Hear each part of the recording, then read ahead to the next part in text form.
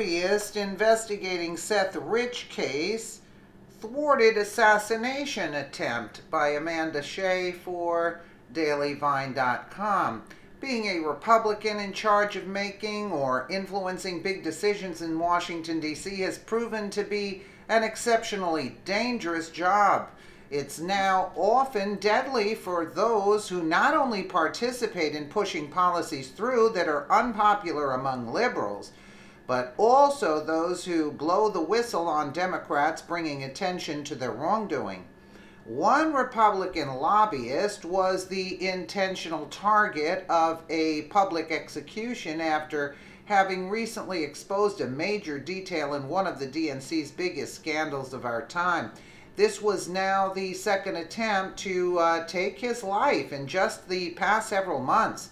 Incredibly, he has managed to make it out alive both times despite this latest attempt, going to great lengths to ensure it was the last. Republican lobbyist Jack Berkman thought he was going to retrieve Justice Department Inspector General's reports on the former FBI Deputy Director Andrew McCabe from a parking garage. He was told by an individual who he thought was an FBI whistleblower the documents he wanted would be hidden beneath a specific cone. When he approached the hiding spot and leaned over to get the papers from under the cone, he was ambushed with bullets from behind. It's believed that Berkman was specifically targeted and set up in this death trap for his part in Seth Rich's mysterious murder case. It's the second time someone has tried to take his life, as in January, an unidentified assailant allegedly broke into Berkman's home and attacked him with pepper spray. According to the Washington Post, Berkman was shot in the buttocks and thigh and still managed to run out of the garage while holding his dash hound he brought with him when a man in an SUV intentionally ran him over.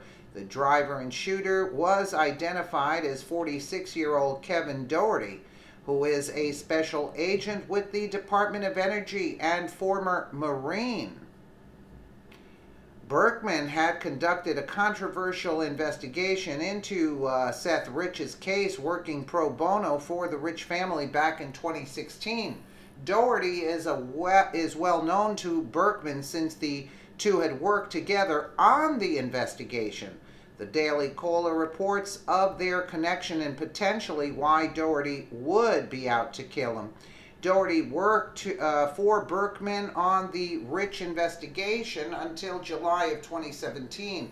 Rich, a data analyst at the DNC, was murdered in Washington, D.C. on July 10, 2016, under mysterious circumstances. Doherty was an investigator on Berkman's profiling project, the group he formed to solve the Rich case.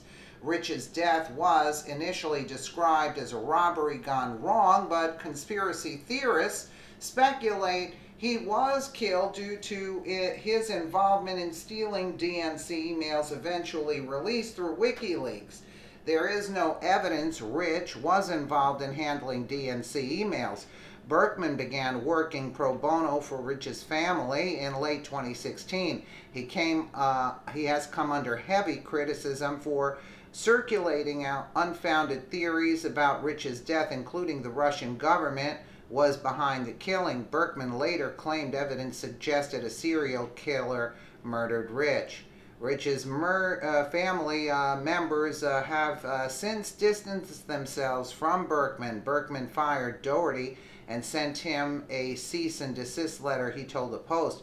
He became somewhat angry because he thought the profiling project belonged to him, Berkman explained to the Post. I just figured the matter was closed, Berkman added, but what happened is I guess he was simmering and simmering and simmering. Doherty was arrested on Saturday, March 17th by Arlington County Police in Virginia for the attack on Berkman that took place on Wednesday, March 13th. He was charged with malicious wounding and use of a firearm in the commission of a felony. However, this may not be the end of the saga for the lobbyist who is accused of circulating conspiracies regarding Seth Rich's murder, in part because Berkman now believes that Doherty was actually working for someone else, a double agent, while working with him on the case. The Washington Post explained, "It's a horror story," Berkman of Arlington said in an interview Monday afternoon. He is still recovering after being shot several times and run over by an SUV last Tuesday. Berkman and Doherty presented an impressive resume, ex-Marine, ex-special agent, and did good work, but tensions quickly developed. In Berkman's view, Doherty began speaking to reporters out of turn and tried to take over the investigation. In February, Berkman had moved on to a new investigation. He had put out a call for whistleblowers in the FBI offering $25,000 for any information exposing wrongdoing in the presidential election. Soon, he thought he had hit the jackpot. A man reached out, describing himself as a senior FBI official with information about then agency Deputy Director Andrew McCabe, who at the time was under an internal investigation for his handling of probes into Hillary Clinton. On Friday, McCabe was fired after an internal investigation found that he had dealt improperly with the media and then lied about it. He has denied wrongdoing.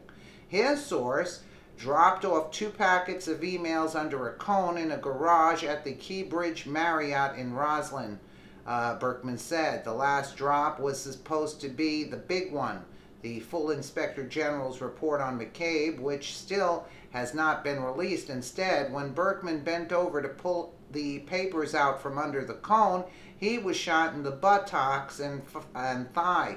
As he ran out of the garage with his dachshund in his arms, he was hit by an SUV. He said the car backed up to hit him again. The GOP lobbyist now travels with security for good reason. Well, you notice how Hillary Clinton's name keeps popping up in the scenario. You would wonder, right? You would wonder. Anybody digging around for information, they better get Secret Service, and I don't even know if that's enough. Let me know what you guys think in the comments below, and again, thank you so much for watching.